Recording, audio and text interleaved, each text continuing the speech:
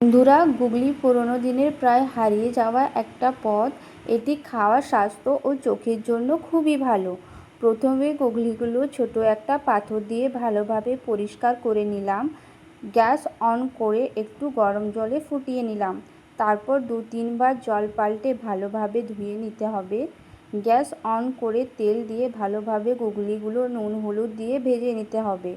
বন্ধুরা, তোমরা কারা কারা গুগলি খেতে ভালোবাসো কমেন্টে জানিও। যেহেতু আজ গুগলিটা সর্ষে দিয়ে বানানো হবে, তাই মা সর্ষেটা বেটে নিচ্ছে।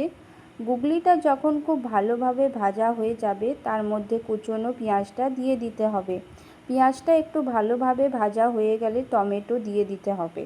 তারপর সর্ষেটা দিয়ে ভালোভাবে ফুটিয়ে নিতে হবে। যেহেতু সর্ষে দিয়ে রান্নাটা হচ্ছে, তাই সেরকম কিছু মশলা দেওয়ার দরকার নেই।